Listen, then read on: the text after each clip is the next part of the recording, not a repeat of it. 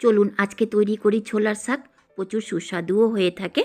এই শাক দিয়ে আপনি নিমিষে এক থালা ভাত খেয়ে নিতে পারবেন। একে রান্না করার আগে বেশ জল পাল্টে পাল্টে ধুয়ে নিয়ে জলকে ঝরিয়ে নিতে হবে।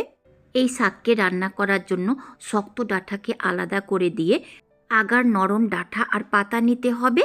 আমি যে পদ্ধতিতে এই শাককে রান্না করব তার সামনে মাছ মাংসও ফেল হবে। তবে কিভাবে তৈরি করব ভিডিওটা স্কিপ না করে পুরোটা দেখবেন। ভালো লাগলে লাইক শেয়ার সাবস্ক্রাইব করতে ভুলবেন না।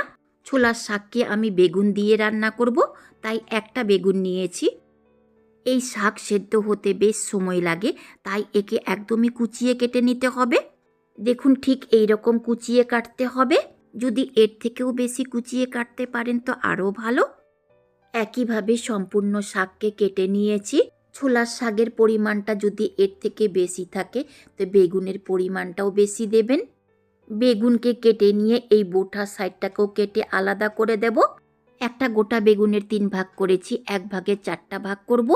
দেখুন ঠিক এইভাবে কেটে নেওয়া বেগুনকে জলে দিয়ে ধুয়ে নেব। এই শাককে সেদ্ধ করে রান্না করতে গেলে প্রচুর সুস্বাদু লাগে, তাই কুকারে দেব সম্পূর্ণ কেটে নেওয়া শাককে। যদি কড়াইয়ে সেদ্ধ করে থাকেন তো অল্প পরিমাণে বেকিং সোডা দেবেন, যাকে মিঠা সোডা বা খাবার সোডাও বলে। দ্রুত সেদ্ধ হবে। কেটে নেওয়া বেগুনকেও জলে ধুয়ে কুকারে দিয়ে দেব। শাকে দেওয়ার জন্য কুচি বেগুন ব্যবহার করবেন, যেন এর চোকাটাও সেদ্ধ হয়ে যায়। দেব স্বাদ মতো নুন, দেব 1 কাপ জল। নুন দেওয়ার পরই জল দিবেন, যেন নুনটা জলের মধ্যে মেল্ট হয়ে শাকের মধ্যে ঘুলে যেতে পারে। কুকারকে গ্যাসের উপরে চাপিয়ে দিয়েছি। ফুল ফ্লেমে 8টা সিটি পর্যন্ত সেদ্ধ করে নেব। দেখুন প্রথম সিটি চলে এসছে। শাককে 8টা হুইসেল পর্যন্ত রান্না করে নিয়েছি। কুকারকে নিজেই ঠান্ডা হতে দেব। কুকারকে ওভেনের উপর থেকে নামিয়ে রাখতে হবে। সেই ওভেনের উপরে গ্যাসকে জ্বালিয়ে চাপাবো কড়াই। ফ্লেমকে ফুলিয়ে রেখেছি যতক্ষণ কড়াই গরম না হয়ে যায়। কড়াই গরম হলে দেব 3 টিস্পুন সরিষার তেল। এই শাককে সরিষার তেল দিয়েই রান্না করুন, খেতে ভালো লাগবে। তাছাড়া আপনি যে তেল খেতে পছন্দ করেন সেটাও দিতে পারেন। ফোড়নে দেব তেজপাতা, শুকনো লঙ্কা আর জিরার ফোড়ন। গরম তেলে ফোড়ন দিতে গেলে নেড়েচেড়ে ভাজতে হয় না, ও নিজেই ভাজা হয়ে যায়। দেব একটা বড় সাইজের কুচিয়ে নেওয়া পেঁয়াজ আর 5টা চেরা কাঁচা লঙ্কা। পেঁয়াজ আর কাঁচা লঙ্কাকে নেড়েচেড়ে তেলের সাথে মিশিয়ে দিতে হবে। এই শাকের মধ্যে গোটা জিরা আর তেজপাতার ফোড়ন অবশ্যই দেবেন, তাছাড়া অন্য কোনো আর ফোড়ন দেবেন না।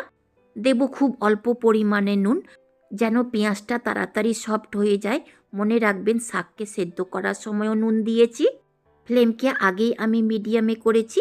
নেড়েচেড়ে মিশিয়ে দিয়ে 3 থেকে 4 মিনিট রান্না করতে গেলে পেঁয়াজটা সফট হয়ে যাবে। দেখুন পেঁয়াজটা সফট হয়ে গেছে। দেব 2 টিস্পুন আদা রসুন বাটা। আপনি এর জায়গাতে কুচনো আদা রসুনও দিতে পারেন। যদি এর মধ্যে কুচনো আদা রসুন দিয়ে থাকেন তাহলে পেঁয়াজের আগে রসুন দেবেন। হালকা করে ভেজে নিয়ে পেঁয়াজ আর আদা একসাথে দেবেন। ভালো করে মিশিয়ে নেড়েচেড়ে 1 মিনিট মতো রান্না করে নিয়েছি। এর কাঁচা গন্ধটা চলে গেছে। দেব 1/4 কাপ উষ্ণ গরম জল।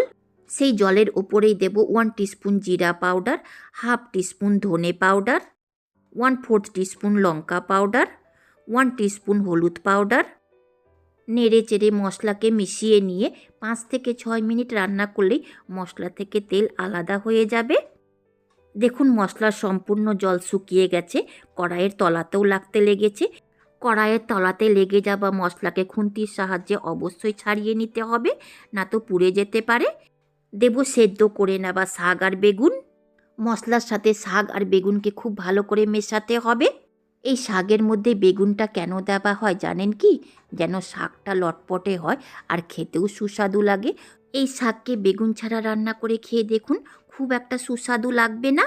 ভালো করে মিশিয়ে দেওয়ার পর একে ঢাকা দিয়ে রান্না করব, যেন শাকের কাঁচা গন্ধটা চলে যায়। 3 থেকে 4 মিনিটের পর ঢাকাটা সরিয়ে দিয়ে ভালো করে নেড়ে দিতে হবে। আর খোলাতেই নেড়ে চেড়ে রান্না করতে হবে। আর ততক্ষণ রান্না করে নিতে হবে যতক্ষণ এর মধ্যে বেঁচে থাকা জলটা সম্পূর্ণ শুকিয়ে না যায়। দেব এর মধ্যে 5-6টা মতো আদার স্লাইস, 1/2 টিস্পুন গরম মশলা। ভালো করে নেড়েচেড়ে মেশাতে হবে। দেখলেন তো ছোলার শাককে আমি একদমই আলাদাভাবে রান্না করলাম। অন্তত একবার এইভাবে রান্না করে খেয়ে দেখুন, মাছ মাংস এর সামনে ফেল হবে।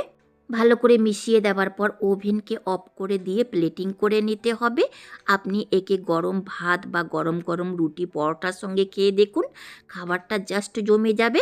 এইভাবে ছোলার শাক যাকেই রান্না করে খাইয়েছি সেই আমার প্রশংসা করেছে। খেয়ে নিয়ে একটাই কথা বলেছে, ছোলার শাক এতটা সুস্বাদু হয় তা জানতাম না।